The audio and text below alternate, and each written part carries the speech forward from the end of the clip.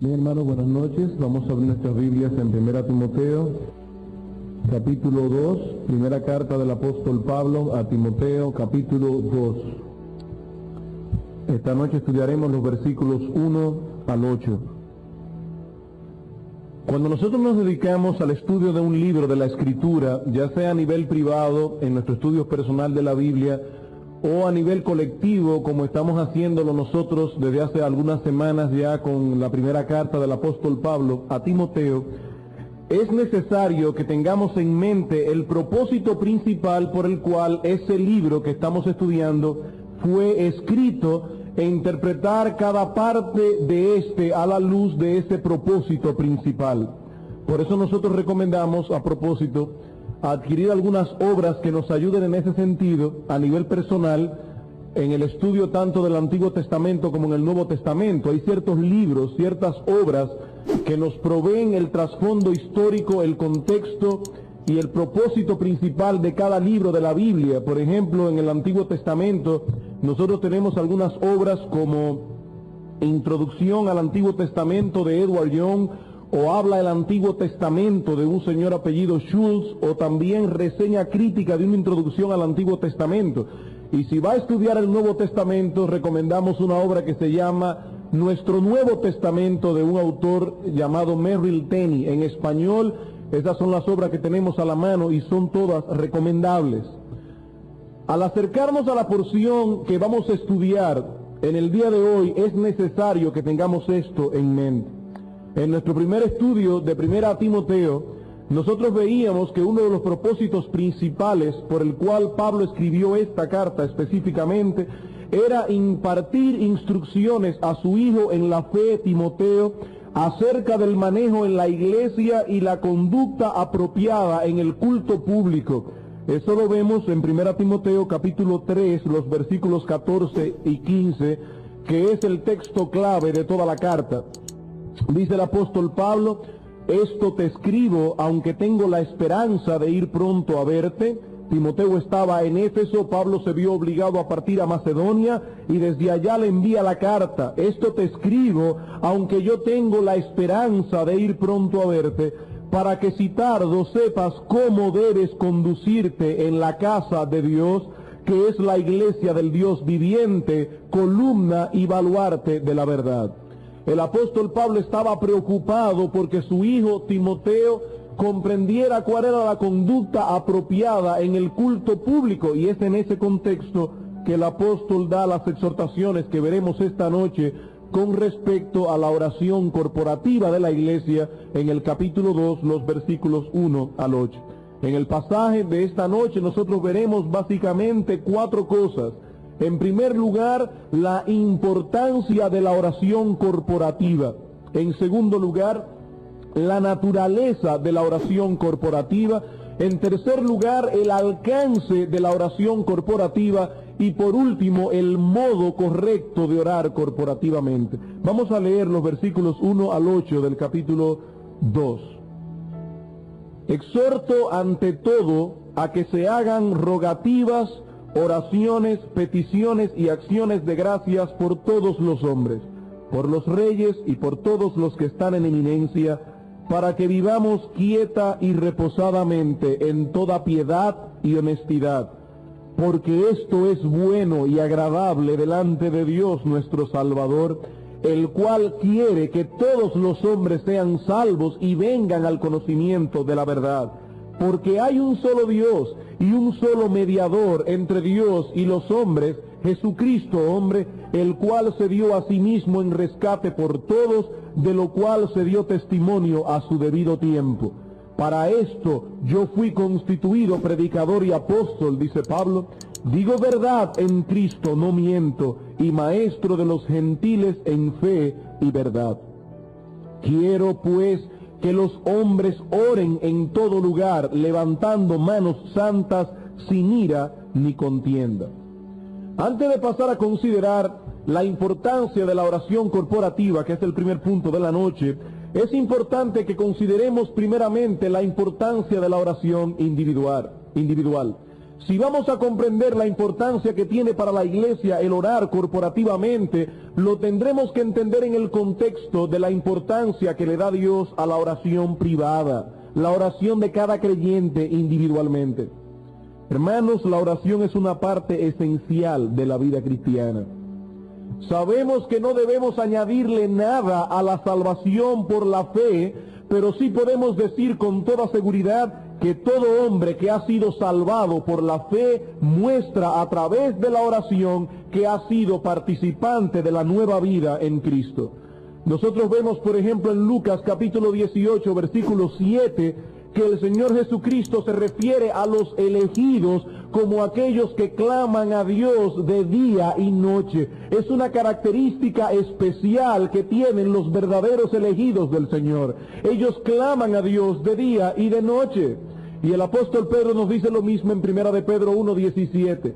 Si invocáis por Padre a aquel que juzga sin acepción de persona, conducíos sin temor todo el tiempo de vuestra peregrinación. Si Dios es tu Padre, si has sido hecho participante de la naturaleza divina, la oración, el clamar a Dios como Padre debe ser algo natural a ti. ¿Y por qué debe ser algo natural? Porque nos dice la Escritura en Romanos capítulo 8, versículo 15, que nosotros en la conversión hemos recibido el espíritu de adopción por el cual en una forma natural clamamos Abba, Padre, que es una expresión hebrea que se dirige a Dios en una forma cariñosa. Hemos recibido ese espíritu de adopción y es imposible que un creyente verdadero no ore. Por eso en el Sermón del Monte, en Mateo capítulo 6, versículo 5, el Señor en sus instrucciones a los discípulos da por sentado que todo verdadero creyente oraría. Dice el Señor, cuando oren, no lo hagan como los hipócritas. Él entendía que los creyentes verdaderos habrían de orar. Lo que Él está dando instrucciones aquí es de que no oremos hipócritamente, pero todo creyente verdadero iba a orar. Ustedes recuerdan, hermanos, cuando el apóstol Pablo se convierte en Hechos capítulo 9. Dice la Biblia que el Señor le dice a Ananías, un discípulo que estaba en Damasco, que fuera a ayudar a Pablo en sus primeros pasos de convertido. Pero Ananías estaba un poco nervioso con la encomienda, porque él sabía que el apóstol Pablo había sido un perseguidor de la iglesia. ¿Cuál es el argumento que le da el Señor a Ananías para probarle que Pablo verdaderamente se había convertido? En Hechos capítulo 9, versículo 11 le dice, ve Ananías, porque he aquí que él ora. Él está orando y eso es una prueba de que verdaderamente la vida de Dios ha transformado su ser. Por eso no nos extrañamos de que el salmista, en el Salmo 14:4, al hablar de los impíos, nos dicen que una característica de ellos es que no invocan el nombre de Jehová. Todo verdadero creyente ora. Todos aquellos que creen en Cristo y que por consiguiente han participado de la nueva vida en Él, manifiestan esa nueva vida orando. Es como la respiración en el recién nacido.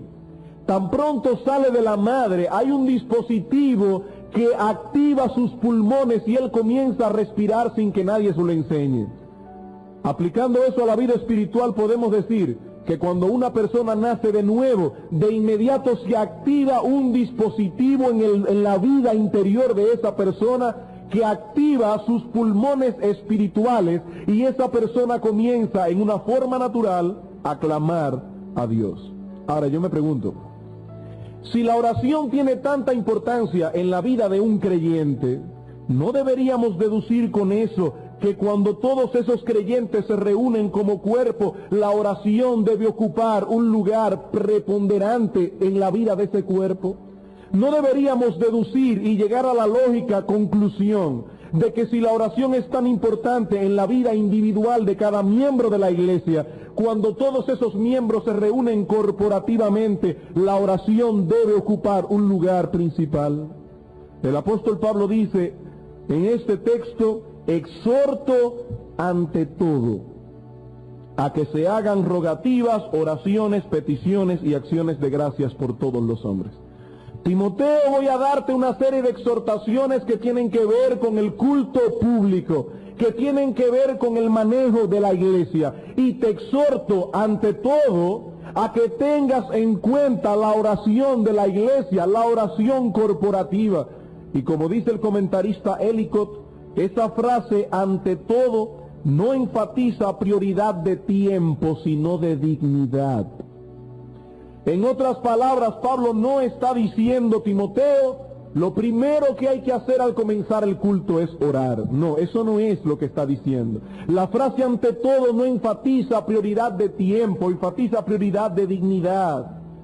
Lo que nos está diciendo Pablo aquí es que la oración corporativa del pueblo de Dios reviste de mucha importancia para la vida de la iglesia. Hay solamente 2 ocasiones en que el Señor Jesucristo menciona la palabra iglesia en el Evangelio de Mateo.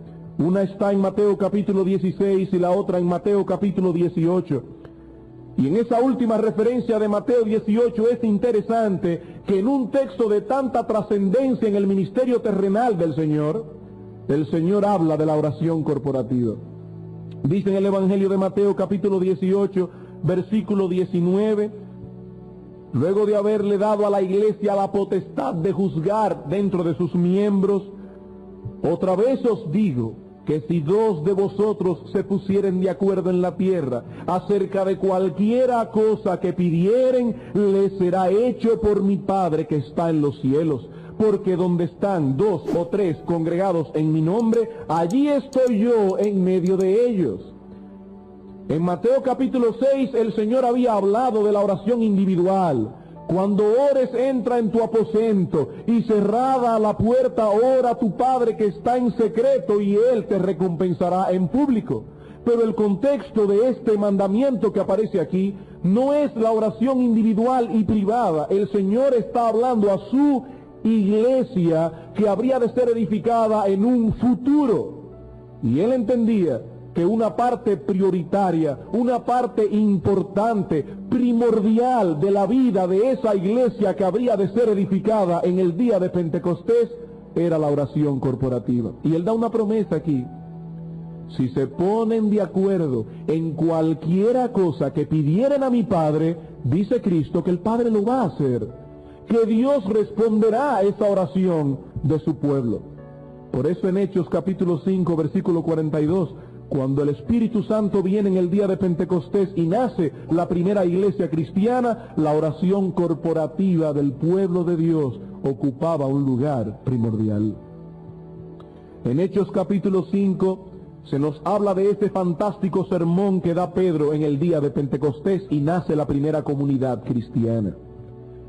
¿Y cuáles eran las características de esa comunidad nueva que había recién nacido? Dice en Hechos capítulo 2, versículo 42, perseveraban en la doctrina de los apóstoles. Ya vimos eso cuando estudiamos todo el capítulo 1 de Primera Timoteo, la importancia que tiene la doctrina para una vida sana dentro de la iglesia. Perseveraban en la doctrina de los apóstoles, en la comunión los unos con los otros, en el partimiento del pan, pero también perseveraban constantemente en las oraciones. Y allí no se está hablando de la oración de cada miembro en particular, está hablando de la oración de la iglesia como cuerpo, de la oración de la iglesia como pueblo de Dios. Cuando nosotros oramos corporativamente, es el único momento en que manifestamos como cuerpo nuestra confianza y dependencia de Dios.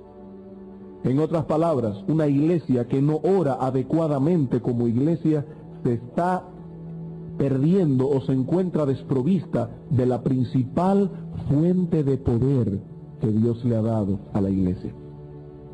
Por eso nosotros vemos en la Escritura que la oración ocupaba un lugar tan preponderante en la vida de la iglesia primitiva.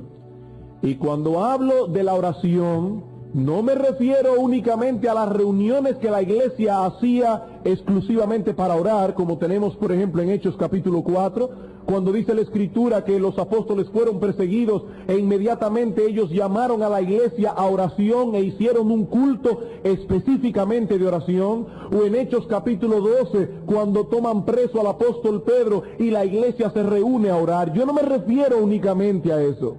No nos referimos a que es importante el culto de oración como los jueves lo tenemos aquí en la iglesia. Estamos hablando de que en cada culto de adoración que la iglesia celebra, la oración corporativa tiene un lugar principal.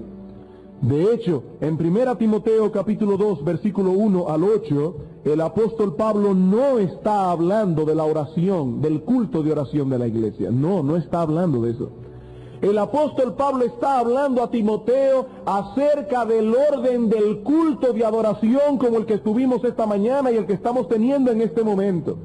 Y dice el apóstol Pablo, en ese culto de adoración, la oración corporativa ocupa un lugar primordial. Por supuesto, si la oración corporativa ocupa un lugar primordial en el culto de oración, de adoración, eso quiere decir que cuando la iglesia se reúne específicamente a orar, ese culto es de suprema importancia para la vida de la iglesia. Cuando alguien lleva a la iglesia en oración delante de Dios, la iglesia completa está involucrada. Toda la iglesia. Esta persona solamente es un portavoz de los demás. Cuando nosotros cambiamos el sistema que teníamos anteriormente de los grupos de oración, algunos hermanos dijeron, pero es que es bueno poner a toda la iglesia a orar. Es que, hermanos, cuando una persona se para aquí en el púlpito a orar, toda la iglesia está involucrada orando. Toda la iglesia está involucrada orando, y yo tengo la convicción personal de que los cultos de oración en la iglesia primitiva no era en pequeños grupos, porque eso tiende a dividir la unidad del cuerpo de Cristo en oración. Yo tengo la convicción de que cuando en la iglesia primitiva oraba la iglesia como cuerpo, una persona oraba y todos los demás iban llevando la oración de ese hermano delante de Dios. Eso lo podemos ver, por ejemplo, en el mismo texto que citamos de Hechos capítulo 4. En Hechos capítulo 4 tenemos una reunión donde la iglesia va delante de Dios a orar, específicamente a orar en un momento de persecución, en un momento de peligro.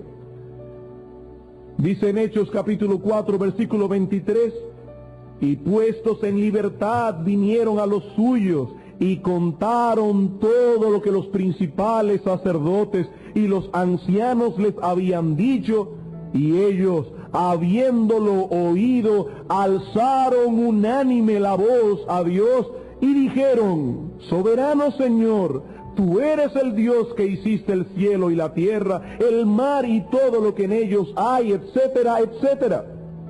Pero es interesante notar que aquí dice que todos alzaron unánimes, y esa palabra significa que todos estaban juntos en una misma alma y levantaron su voz a Dios.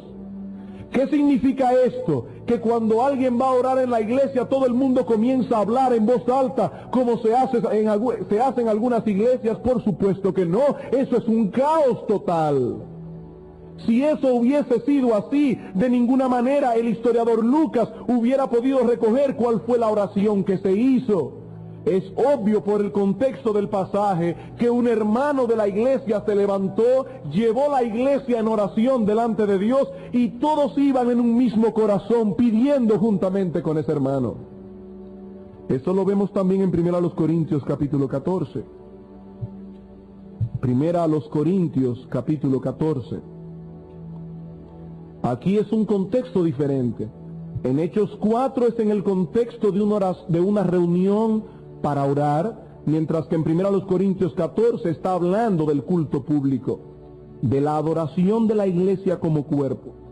Y dice en el versículo 16, hablando de que debemos orar con el espíritu, pero también debemos orar con el entendimiento, dice, porque si bendices solo con el espíritu, el que ocupa el lugar de simple oyente, ¿cómo dirá el amén a tu acción de gracias?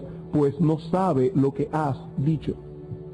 Cuando toda una iglesia comienza a orar, todo el mundo, nadie puede decir amén a la oración del que está al lado, porque todo el mundo está hablando al mismo tiempo. Y dice el apóstol Pablo, si entra un indocto, un inconverso a la iglesia y todos están hablando, ¿no pensarán que están locos? Sin embargo, aquí está hablando de un hermano que está llevando la iglesia en oración en una forma comprensible al oído de los demás, y los que tienen el lugar de simple oyente van diciendo amén. Y la palabra amén en hebreo quiere decir así se haga, así sea. Yo estoy de acuerdo con ese hermano. Yo me estoy poniendo en acuerdo con este hermano que está orando en voz alta y estoy, oh Señor, diciendo exactamente lo mismo que él. Eso era una costumbre que la iglesia primitiva adoptó de la sinagoga. En la sinagoga había un hermano o un judío que se paraba a orar y todos iban diciendo amén, amén. Yo estoy de acuerdo con lo que este hermano está diciendo. La oración corporativa ocupa un lugar importante en la vida de la iglesia, de suprema importancia. Ahora yo me pregunto, hermanos, si la oración corporativa ocupa un lugar tan importante en la vida de la iglesia, ¿no se supone que todo creyente debe encontrarse allí como parte de ese cuerpo que es, a menos por supuesto que una causa muy justa le impida estar presente? Y me refiero a llegar temprano al culto de adoración los domingos en la mañana y en la tarde, para que cuando el pastor se pare aquí o quien sea que se pare a llevar la iglesia en oración, todos los hermanos estén allí presentes como parte del cuerpo que son. Y me refiero también al culto de oración que la iglesia celebra todos los jueves o cualquier día que se llame a la iglesia a orar por una causa específica. Faltar al culto de oración de la iglesia es una falta grave y solamente se debería faltar por una causa muy justa. Pero como decíamos el domingo pasado, siempre hay que aclarar a que nosotros llamamos una causa justa, porque todo el mundo analiza su propio caso y dice, mi causa es justa. Por ejemplo, hay hermanas que muchas veces no vienen al culto de oración por la causa de que no tienen con quién dejar los niños. Eso no es una causa justa. En millones de iglesias alrededor del mundo no hay cuidado de niños y las hermanas van a su iglesia a adorar al Señor y a orar también. Y si no hay quien cuide el niño, siéntese en la pierna y enséñelo a estar tranquilo durante 2 horas, porque es importante venir al culto de oración, a venir delante de la presencia del Señor. Eso no es una causa justa. Es de suprema importancia para la vida de la iglesia venir delante del Señor en oración, porque estamos como cuerpo manifestándole a Él que dependemos de Él, que confiamos en Él y que somos parte de este cuerpo. Que somos parte de este cuerpo. Y por otra parte, si el culto de oración de la iglesia reviste de tanta importancia, hermanos, no debemos permitir que en el momento en que alguien está llevando la congregación en oración delante de Dios, nuestra mente divague. Y recuerden que dice la Escritura que la carne está contra el espíritu está contra la carne. El espíritu siempre está dispuesto a las cosas espirituales, pero la carne es débil. Y cuando el hermano que vaya a dirigir la iglesia en oración dice vamos a orar, inmediatamente la carne va a comenzar a trabajar. Tus pensamientos van a querer divagar y tú vas a tener que obligar tus pensamientos a estar unánime con el hermano que está llevando la iglesia en oración. El apóstol Pablo nos dice en 1 Timoteo capítulo 2, Timoteo, te escribo esta carta porque quiero que sepas cómo debes conducirte en la casa de Dios. La casa de Dios es la iglesia del Dios viviente. Es en todo el universo la única columna y baluarte de la verdad, y dentro de todas las exhortaciones con respecto a la iglesia, ante todo, por encima de todo, te exhorto a que la iglesia ore corporativamente. Ore corporativamente.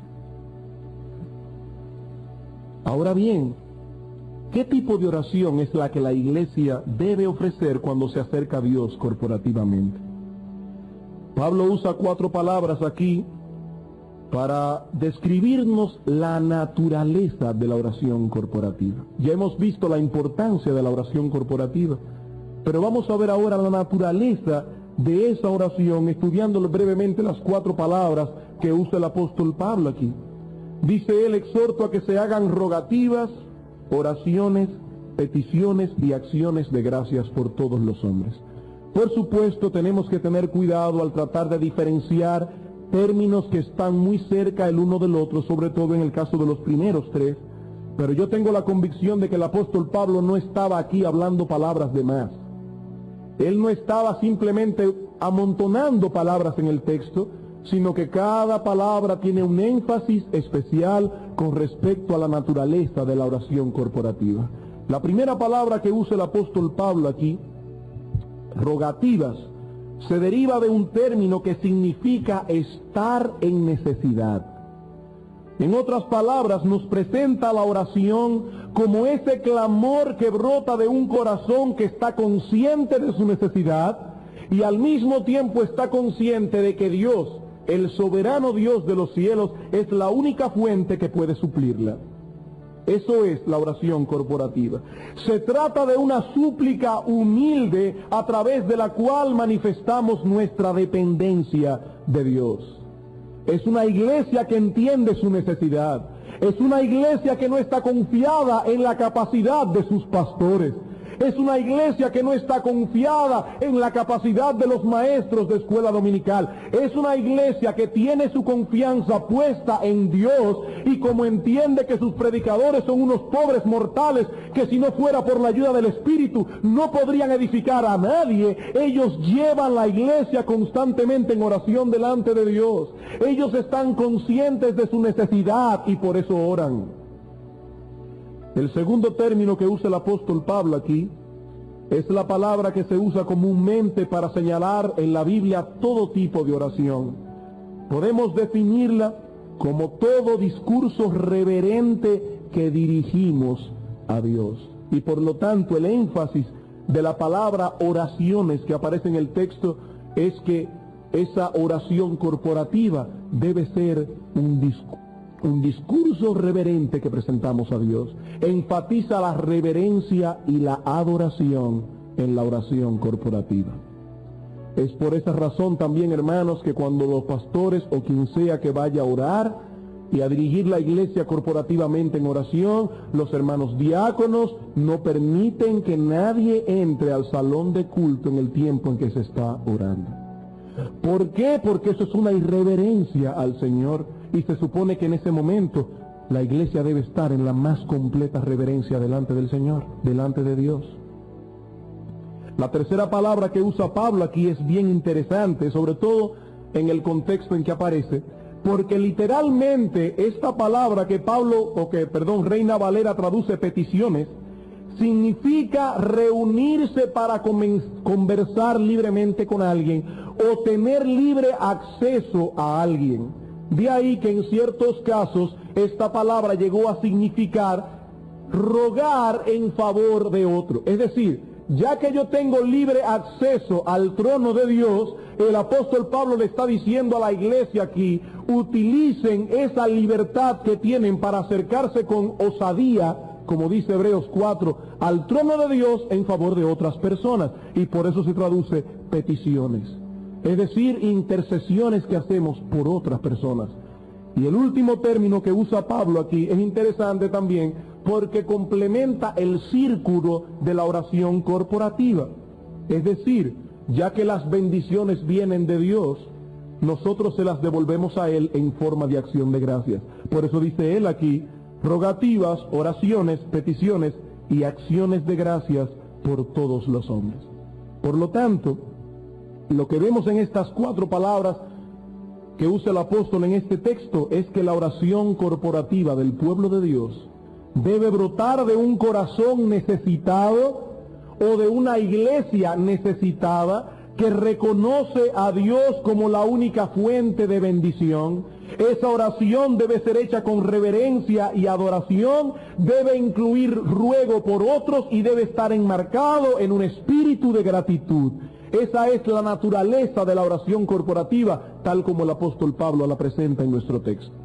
Ahora debemos recordar, hermanos, porque este texto no está fuera de su contexto, que Timoteo estaba enfrentando en Éfeso, donde estaba ministrando, una lucha ministerial con los maestros del error. Recuerden eso porque lo estuvimos viendo durante todo el capítulo 1 de 1 Timoteo. Estos maestros del error provenían básicamente de 2 fuentes. Algunos provenían del judaísmo, otros venían del gnosticismo incipiente que estaba en boga en la época del apóstol.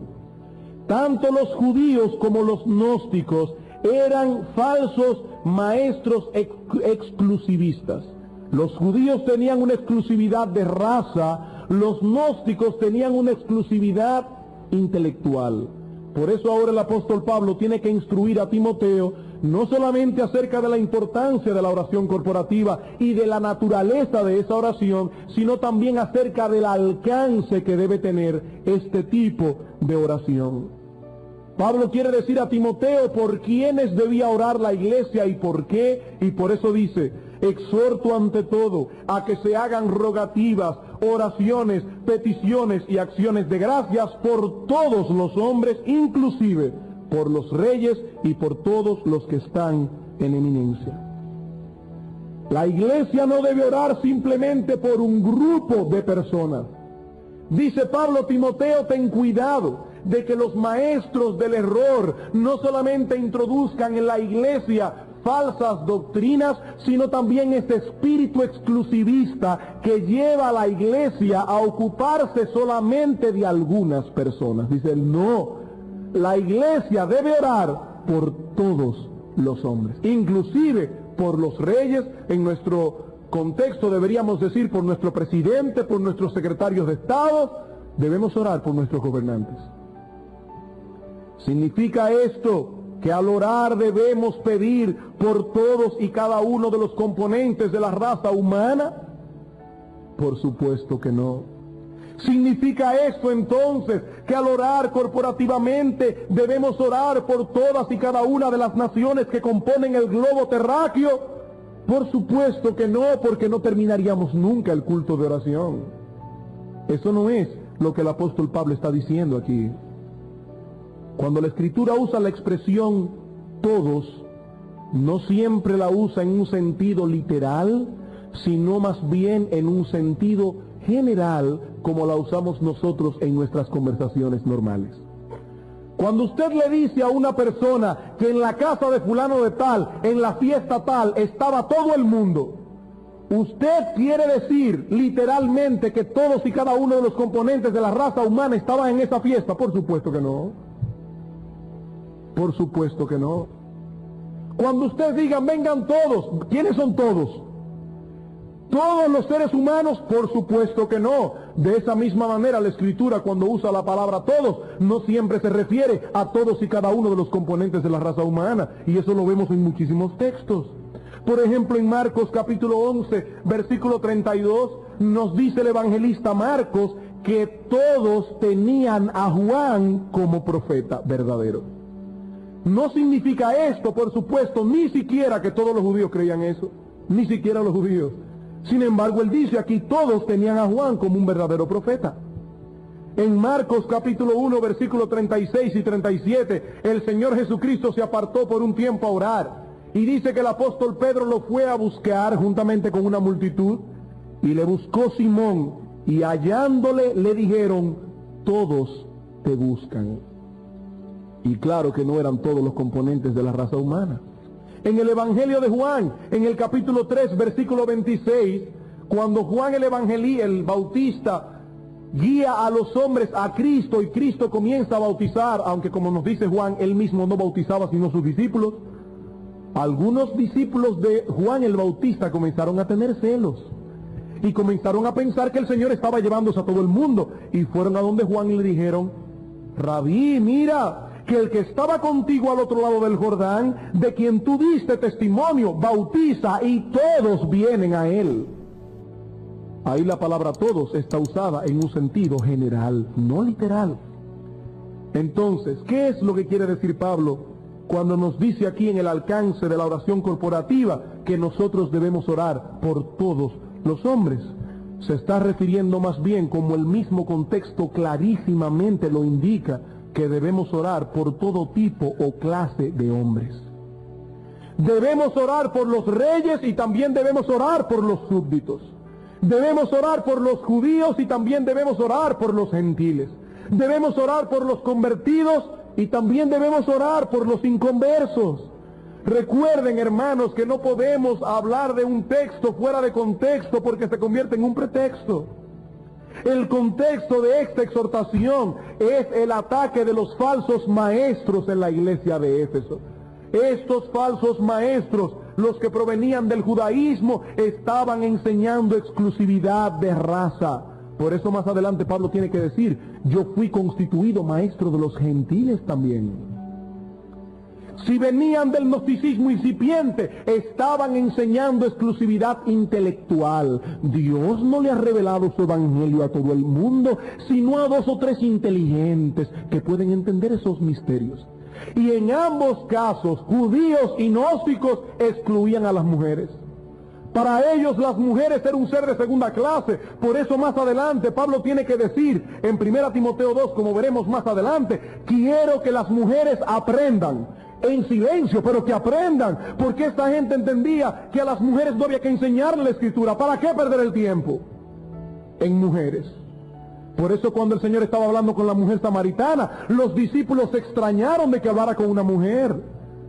Y por eso Pablo está diciendo, no, Timoteo, no te dejes arropar por ese espíritu exclusivista de los falsos maestros. La iglesia, cuando ora corporativamente, debe orar por todos los hombres, por todo tipo o clase de hombre. Hay hermanos a veces que se preguntan hasta dónde es correcto que yo ore por un inconverso. Esos hermanos razonan si hay una predestinación, y la hay, si hay una elección desde antes de la fundación del mundo, y la hay.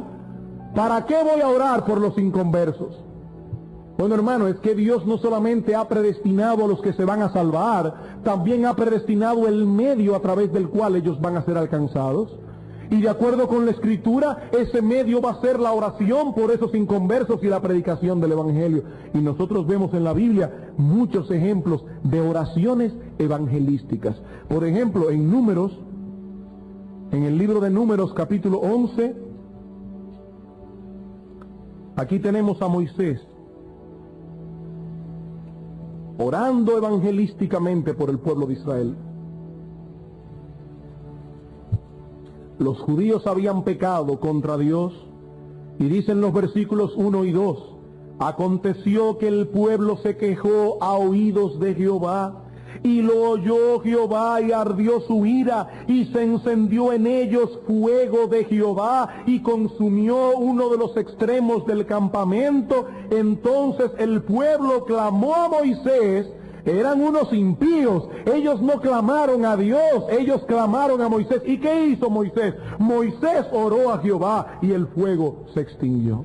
Aquí vemos a Moisés, el gran líder, sacando a su pueblo, orando por un grupo de personas inconversas. Podemos llamarle a esto una oración evangelística.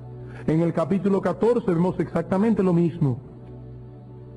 En el capítulo 14 de Números, en los versículos 17 al 19, el pueblo de Israel volvió nuevamente a pecar contra Dios. ¿Y qué hace Moisés?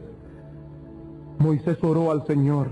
Ahora pues yo te ruego que sea magnificado el poder del Señor, como lo hablaste diciendo, Jehová tardo para la ira y grande en misericordia, que perdona la iniquidad y la rebelión, aunque de ningún modo tendrá por inocente al culpable, que visita la maldad de los padres sobre los hijos hasta los terceros y hasta los cuartos. Pero noten ahora la oración de este hombre: perdona la iniquidad de este pueblo según la grandeza de tu misericordia. Él estaba orando evangelísticamente por estos hombres.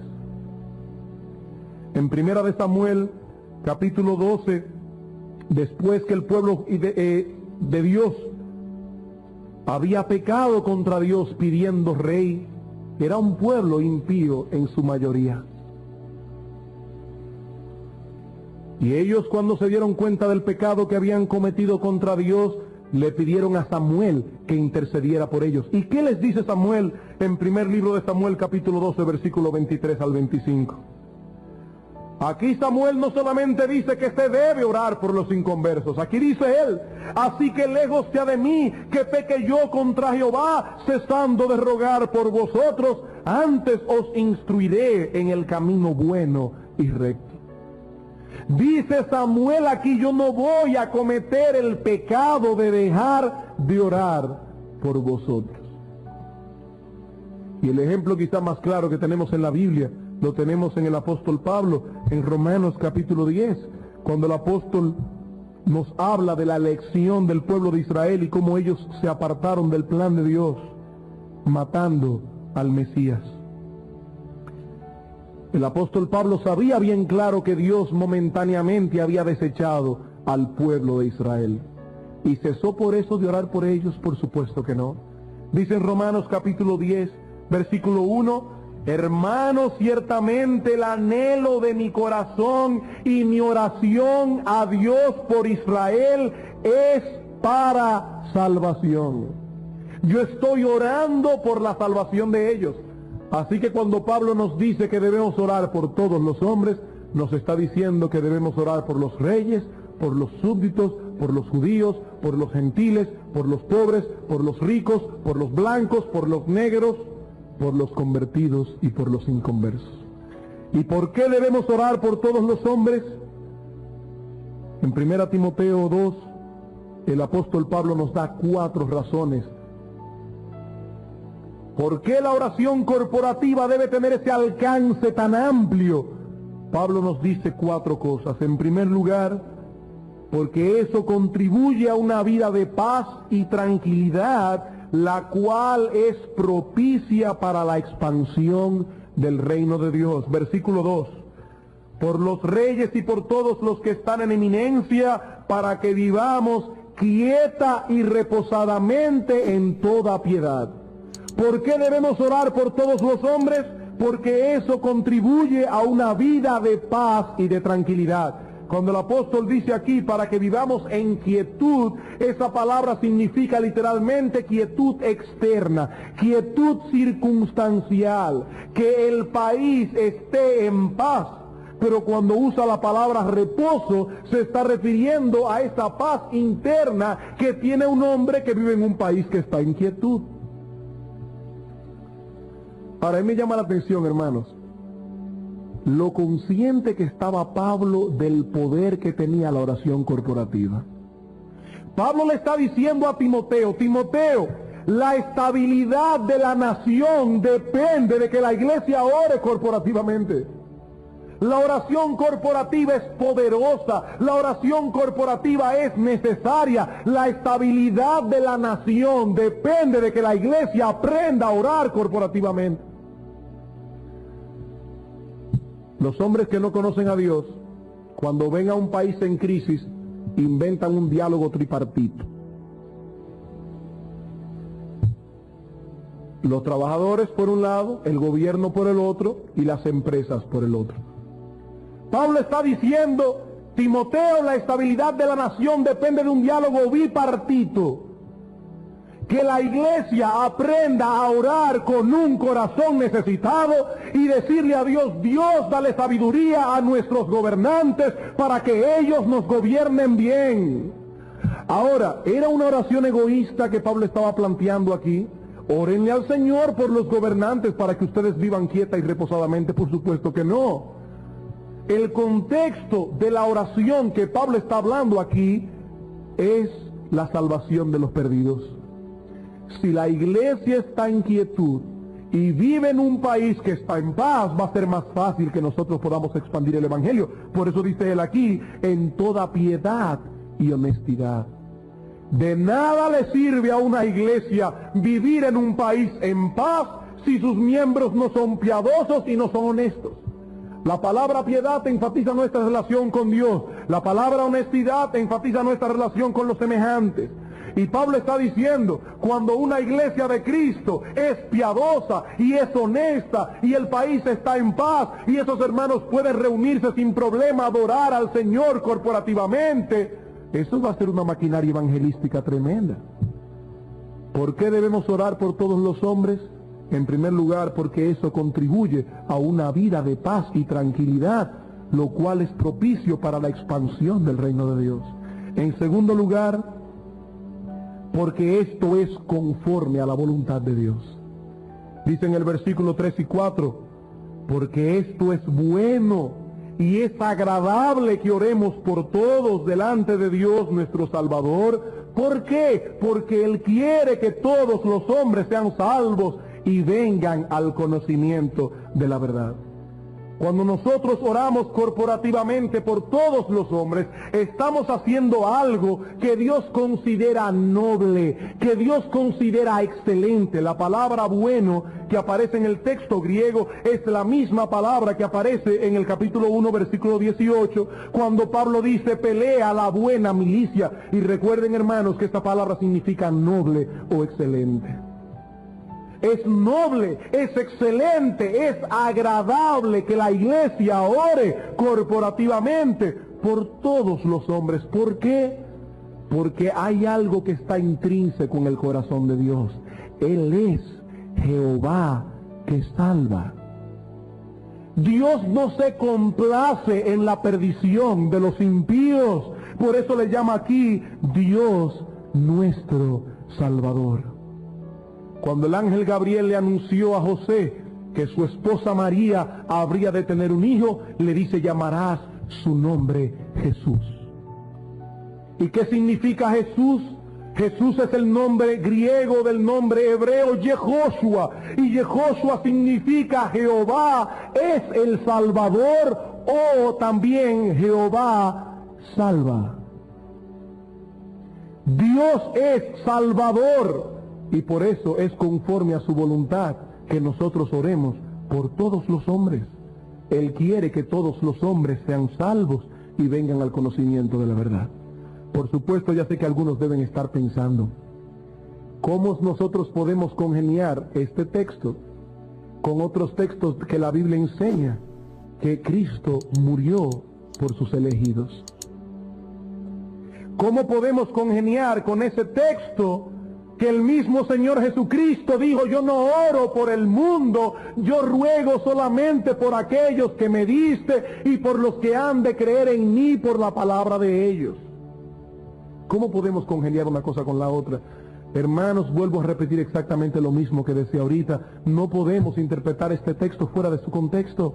Cuando Pablo está diciendo aquí, yo quiero que oren por todos los hombres, él no está hablando de todos y cada uno de los componentes de la raza humana, pues de la misma manera, cuando el texto dice que Dios quiere que todos los hombres sean salvos, tampoco está hablando de todos y cada uno de los componentes de la raza humana, porque dice Daniel capítulo 4 que nadie puede detener la mano de Dios, y cuando Dios quiere algo, Él lo logra. Si Dios quisiera salvar a todo el mundo sería salvo, porque nadie puede violar el designio de Dios. Lo que Pablo está diciendo aquí es, no oren por un grupito de personas, porque Dios no vino a salvar a un grupito. Él quiere que todo tipo de hombre sea salvo y venga al pleno conocimiento de la verdad, a ese conocimiento de la verdad que provee salvación. Hermanos, una cosa es que yo conozca acerca del Evangelio, otra cosa es que yo conozca el Evangelio. Una cosa es que yo conozca acerca de Dios, otra cosa es que yo conozca a Dios. Y Pablo está diciendo aquí, Dios quiere que todos los hombres sean salvos, pero para eso tienen que llegar al pleno conocimiento de la verdad evangélica. Si no, no pueden ser salvos. En tercer lugar, ¿por qué debemos orar por todos los hombres? Porque dicha oración se encuentra en perfecta consonancia con la doctrina cristiana. ¿Por qué debemos orar por todos los hombres? Porque dicha oración se encuentra en perfecta consonancia con la doctrina cristiana. Y este texto que vamos a leer ahora nos va a revelar qué quiso decir Pablo en el versículo 4. Dice Pablo, porque hay un solo Dios. No hay un Dios para los judíos y otro para los gentiles. No hay un Dios para los ricos y otro para los pobres. No hay un Dios para los reyes y otro para los súbditos. Hay un solo Dios. Y por eso debemos rogar a ese único Dios por todos los hombres, porque cualquier hombre en el globo terráqueo entero que se vaya a salvar, va a ser salvado por la misericordia de ese único Dios. ¿Y qué pasó con los indios que no conocieron el Evangelio? Yo no sé qué espíritu misionero es que se le entra a la persona cuando se le predica la palabra de Dios, y sobre todo cuando lo enfrentan con su pecado. que algunos se van tan lejos que no solamente piensan en los indios, sino también hasta en los ovnis. ¿Y qué de la gente que vive en otro planeta? Óigame una cosa, yo no sé si hay gente en otro planeta, yo creo que no lo hay, pero yo sé algo, hay un solo Dios. Hay un solo Dios. No hay un Dios de los mayas y otro de los norteamericanos y otro de los dominicanos. Hay un solo Dios. Y si una persona no se salva a través del plan diseñado por ese único Dios, no puede ser salvo. Dice el apóstol Pablo, yo quiero que oren por todos los hombres, porque hay un solo Dios, y más que eso, hay un solo mediador. Hay un solo mediador entre Dios y los hombres, Jesucristo hombre. Hay uno solo en el universo entero que es Dios y hombre, y por lo tanto es el único que puede llevar a Dios a los hombres. Por eso dice Pedro en Hechos capítulo 4 versículo 12, en ningún otro hay salvación, porque no hay otro nombre bajo el cielo dado a los hombres en el cual podamos ser salvos. Yo no sé si en esta concurrencia que hay esta noche hay alguna persona que no conoce a Cristo, alguna persona que tal vez tenga cierta confianza en algunos santos y vírgenes. Déjeme decirle algo, dice la Escritura, hay un solo mediador entre Dios y los hombres. Nadie, absolutamente nadie puede llegar a Dios, ni siquiera en oración, que no sea a través de la persona de nuestro Señor Jesucristo. Si aquí hay algún católico, no se ofenda con lo que voy a decir, porque lo que voy a decir es doctrina católica, no me lo inventé yo. ¿Cómo la Iglesia Católica puede congeniar este texto con las oraciones a María, por ejemplo? La Iglesia Católica enseña lo siguiente al respecto. María no es omnipresente. Eso lo cree la Iglesia Católica. Claro, porque si fuera omnipresente fuera Dios, y ellos no creen que María es Dios. Estemos claros en ese sentido. De hecho, déjenme aclarar algo entre paréntesis. Hay evangélicos que dicen que la Iglesia Católica está equivocada porque enseña que María es la madre de Dios y Dios no tiene madre. Hermanos, miren, vamos a ser claros en esto. Eso es una enseñanza equivocada de la Iglesia evangélica. Puede ser que haya un católico que crea que Dios tuvo madre, yo no lo sé. Pero lo que la Iglesia Católica quiere decir teológicamente hablando cuando dice María, madre de Dios, es que cuando Cristo estaba en el vientre de María, Él no había dejado de ser Dios. Y en ese sentido María no fue la madre de un simple hombre, sino que fue la madre de Dios hecho hombre. Esta frase, María, madre de Dios, surge en el concilio de Éfeso en el siglo V y no tenía nada que ver con la adoración a María. O sea que no acusemos a los católicos de lo que ellos no creen. Ahora, ¿qué creen los católicos con respecto a la oración a María? Bueno, ellos dicen lo siguiente: como María no puede estar en todas partes a la vez, cuando un católico le ora a María, es Jesucristo quien captura la oración. Cristo se la lleva a María, María se la lleva al Padre, el Padre se la contesta a María, María se la contesta a Cristo, y Cristo nos las contesta a nosotros. De esa manera ellos enseñan y dicen, sí, hay un solo mediador entre Dios y los hombres, pero hay una mediadora entre Cristo y Dios, que es María.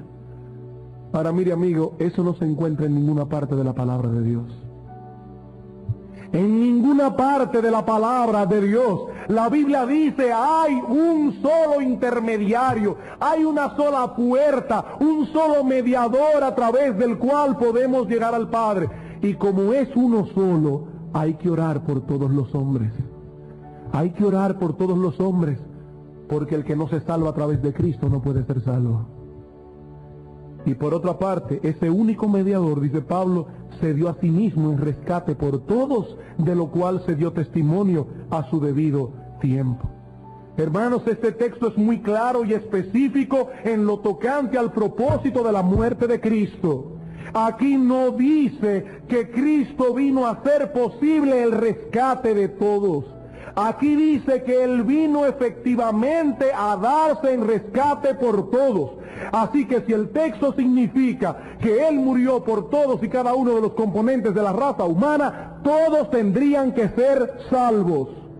Todos, sin excepción. ¿Por qué? Por lo mismo que dice el apóstol Juan en 1 de Juan capítulo 2, Él es la propiciación por nuestros pecados, y no solamente por los nuestros, dice Juan, hablando como judío, sino por los de todo el mundo. Él es la propiciación por el pecado de todo tipo de gente. Si alguno cree que ese texto significa que Cristo vino a hacer propiciación por todos los seres humanos, hermanos, todos los seres humanos tendrían que salvarse, porque ahí dice que Él es, no que Él puede ser. ¿Y qué significa que Cristo es la propiciación? Que Él aplacó la ira de Dios. Y si Él aplacó la ira de Dios por el mundo entero, ya Dios no puede echar su ira sobre ningún componente de la raza humana. Pero eso no es lo que la Biblia dice. Eso no es lo que la Biblia enseña. Él efectivamente se dio en rescate por todo tipo de gente. Por todo tipo de gente. Efectiva y realmente. Aquel por quien Cristo murió se salvará. Como dice John Owen, ese famoso teólogo puritano, en su tremenda obra, La muerte de la muerte en la muerte de Cristo, dice él, si Cristo murió por todos, todos tendrían que salvarse. ¿Por qué? Porque si alguno alega diciendo, no, pero espérate, Él murió por todos, pero tienen que creer para salvarse. No, espérate, que ese Cristo murió por todos los pecados de todos los hombres. La incredulidad también es un pecado y estaba incluida en la muerte de Cristo. Así que ni la incredulidad haría perder a un hombre.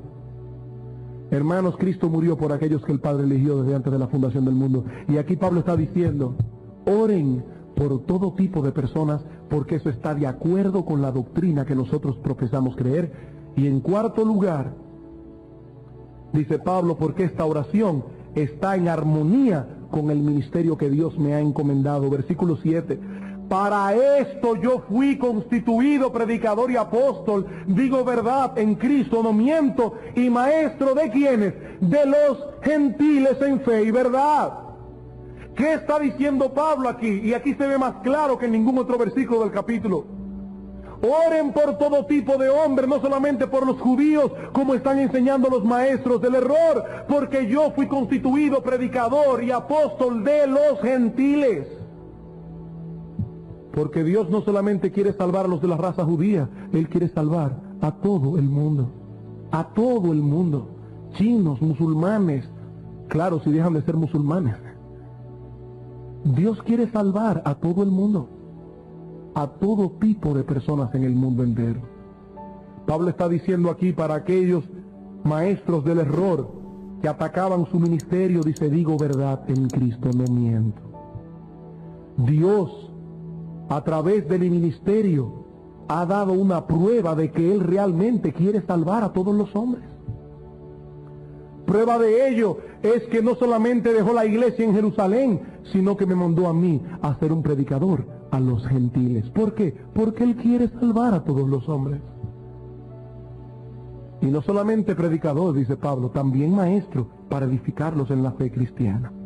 Entonces, hermanos, hemos visto la importancia, la naturaleza y el alcance de la oración corporativa. Permítame ahora considerar en una forma muy breve el modo de orar corporativamente. Versículo 8. Quiero pues, concluye Pablo, que los hombres oren en todo lugar, levantando manos santas sin ira ni contienda. ¿Cuál es el modo de orar corporativamente? Pablo dice en primer lugar que debe hacerse con reverencia. Muchas personas han puesto mucha atención al hecho de que Pablo mencione aquí que se debía orar levantando las manos. Otros, para evadir el problema, dicen, no es importante la postura física al orar. Pero hermanos, nosotros no debemos caer en ninguno de los dos errores. No debemos enseñar de ninguna manera que es necesario que la persona que se pare a orar corporativamente llevando a la iglesia en oración debe levantar las manos. Pero tampoco debemos caer en el error de decir que la postura física no es importante al orar. ¿Cómo podemos congeniar estas cosas? Cuando nosotros hacemos un estudio en la Biblia de la forma o de la postura física que tomaron algunos hombres de Dios para orar, vamos a descubrir que algunas personas oraron de pie, como es el caso de Cristo caminando al huerto de Getsemaní. Otras personas oraron con las manos extendidas, algunos levantadas al cielo. Otras personas oraron con la cabeza inclinada. Otros oraron con los ojos levantados al cielo. Otros oraron de rodillas. Otros oraron con el rostro pegado en la tierra. ¿Qué quiere decir esto? Que en la Biblia no existe una postura específica para orar. Pero en todas esas posturas hay un elemento que se enfatiza. Hay que orar con reverencia. En la sinagoga, que fue el antitipo de lo que iba a ser el culto en la iglesia, los judíos tomaron la costumbre más adelante de orar con las manos levantadas en señal de que ellos estaban haciendo algo solemne y reverente. Y lo que Pablo está diciendo es, está bien, esa es la costumbre de la iglesia, oren con las manos levantadas o con cualquier tipo de postura que implique reverencia delante de la presencia de Dios. Que implique reverencia. Cuando nosotros cerramos nuestros ojos e inclinamos nuestras cabezas, estamos diciéndole a Dios, nosotros estamos reverenciándote a ti, reconocemos tu grandeza. En segundo lugar, dice el apóstol Pablo en el texto claramente, que al orar corporativamente, solos los hombres deben orar. En el griego existen básicamente dos palabras que se traducen hombre. La primera es la palabra anthropos, que significa hombre en sentido genérico, es decir, cualquier miembro de la raza humana. Pero la palabra andros significa género varón o masculino. De la palabra andros viene el nombre propio Andrés. ¿Y cuál de las dos palabras usa Pablo aquí cuando dice quiero que los hombres oren? ¿Anthropos o andros? Usa andros. Él está diciendo solamente un hombre, varón, sexo masculino puede guiar a la iglesia en oración corporativamente, porque si una mujer hace eso, está violando el esquema de autoridad claramente establecido por Dios en su palabra. Solamente los hombres deben orar, y como veremos más adelante en 1 Timoteo 2, solamente los hombres deben predicar. La mujer aprenda en silencio, con toda sujeción.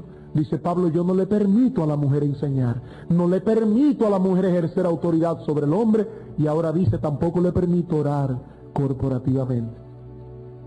Oigan lo que estoy diciendo, hermanos, corporativamente. Es mi opinión personal, y con esto digo, cualquiera puede estar en contra de ello, que este texto no incluye, por ejemplo, el devocional familiar. Yo no creo que hay ningún problema personalmente en que al momento en que la familia se reúne para estudiar la palabra de Dios y para orar como familia, que el esposo como cabeza de la casa le diga a la mujer, mi amor, guíanos en oración. Yo no creo, porque aquí está hablando de la iglesia. Más pecaminoso es que en el culto de oración familiar la esposa le diga, ora, como ocurre muchas veces. Eso sí es una violación a la autoridad. Tampoco creo que tenga que ver con la bendición de los alimentos. Pablo está hablando aquí de lo que el texto me indica, el culto público. Y él está diciendo, en el culto público, cuando la iglesia se reúne como iglesia, yo quiero que los hombres, varones, masculinos, que ellos oren. Y en tercer lugar, dice Pablo, que estos deben tener una actitud interna correcta. Dice, levantando manos santas, sin ira ni contienda. La persona que sirva de portavoz para llevar a toda la iglesia delante de Dios debe estar segura de que en su vida no hay impedimentos que puedan obstaculizar que su oración sea escuchada. Él está llevando a la iglesia delante de Dios. En conclusión, hermanos, cuando nosotros estudiamos este texto, de inmediato nos damos cuenta de que la oración corporativa posee una importancia capital en la vida de la iglesia local. de todas las exhortaciones que Pablo va a dar a Timoteo respecto al orden del culto público, la primera de todas tiene que ver con la oración de la iglesia. Las instrucciones de Pablo a Timoteo con respecto a la naturaleza, al alcance y al modo de la oración son tan específicas, que eso nos revela el corazón del autor. Él estaba realmente preocupado porque cuando la iglesia orara, lo hiciera en una forma correcta. Ahora yo me pregunto, hermanos, ¿estamos nosotros como congregación, como iglesia, dándole a la oración corporativa la misma importancia que Dios le da? O vamos a hacer la pregunta más personal, a un nivel más personal. Como individuos que estamos sentados aquí, como miembros de este cuerpo local de creyentes que se reúne en este templo físico, ponemos nosotros todo el empeño posible por estar aquí, unidos a nuestros hermanos, cuando la iglesia se acerca a Dios como cuerpo, o somos de aquellas personas que faltan sin ningún problema al culto de oración porque estaba haciendo un poco de frío, porque no tenía con quién dejar los niños, o porque me dolía un poco la cabeza. La oración corporativa de la iglesia es de suprema importancia. Es el momento cuando la iglesia como cuerpo le dice a Dios: Señor, nosotros no confiamos en nadie fuera de ti. Tú eres nuestro Dios y estamos manifestando nuestra dependencia, nuestra confianza, nuestra adoración como cuerpo. Y faltar en ese momento a la iglesia debe ser por una causa muy importante. Que tienes un hijo enfermo. Yo lo entendería. Eso es una causa justa. Pero hermanos, honestamente, ¿cuántas veces faltamos al culto de oración por una causa que no tiene ningún peso? Ningún peso. Que el Señor nos ayude a que como iglesia podamos corregir lo deficiente antes de que llegue un momento que nuestra actitud le diga a Dios: Señor, nosotros predicamos que nuestra confianza está en ti, pero en realidad eso no es así. Nosotros sencillamente no te necesitamos. Quiera Dios que el Espíritu Santo no permita nunca que esta iglesia llegue a ser una iglesia de Dios sin Dios. Vamos a orar.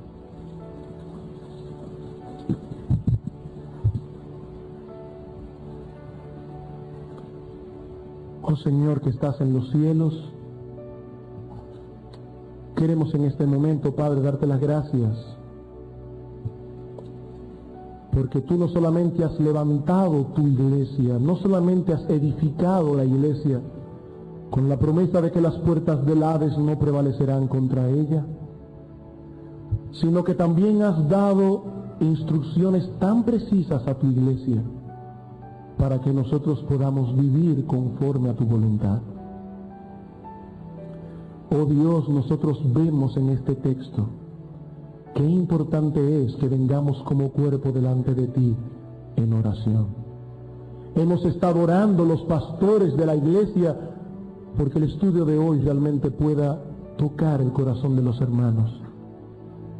Que tu Santo Espíritu clave con cincel de diamante estas palabras en nuestros corazones, para que nosotros aprendamos como iglesia a orar corporativamente en una forma adecuada.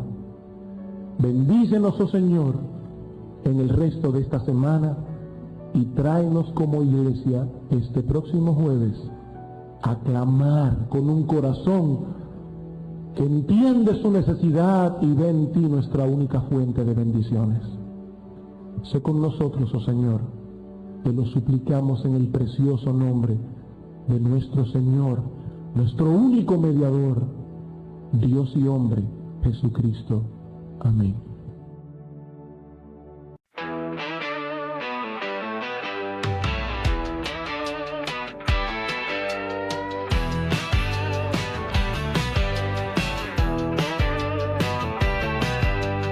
I got time and you got soul, racing through the night.